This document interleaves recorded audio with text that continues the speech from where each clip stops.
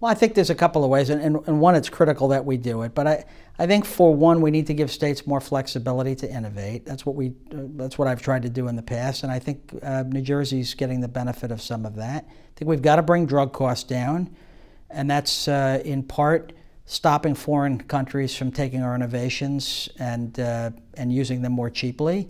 I think getting insurance companies to lower deductibles is critically important. And I think those are things that can stop. Tort reform is important, fee-for-service reform is important. There's no one thing, but I think all of those can really help.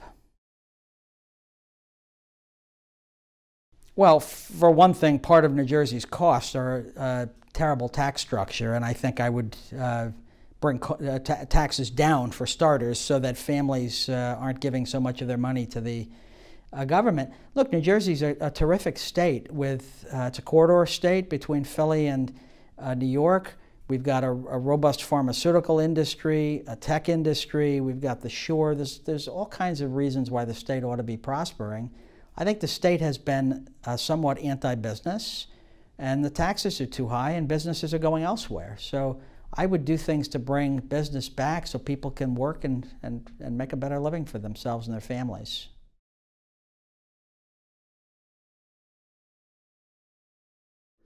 Well, for one, I'm dead set against drilling off the coast and have opposed the President's plan when that was come out. I met with the Secretary of the Interior multiple times, spoke to him in the last few days on this very subject. And then I think we've got to do things along the shore, revetment walls and jetties and beach replenishment, things that stop a rising ocean from overwhelming communities. And accidents will, natural disasters will happen, and so we've got to have a strong flood program, which I've been fighting for. Well, the best way is to get more people in the workforce. That's been the main problem in the last 20 years the program has meant that today's workers are paying in and today's retirees are drawing out, and we've had too few people in the workforce. What we've done with tax cuts and with trying to create a better business environment has resulted in the lowest unemployment rate, bar 1 month, the lowest rate in 50 years. And that is what's going to save Social Security first and foremost. We can look at other reforms if that doesn't get us all the way there, but that's going to help immensely.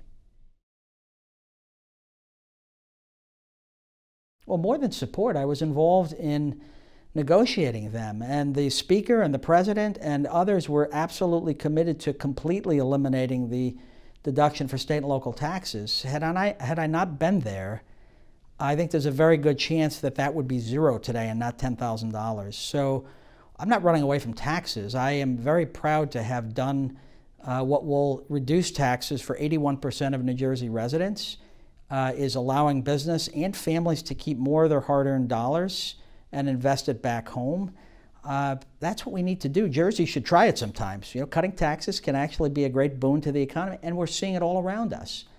Growth, unemployment is down.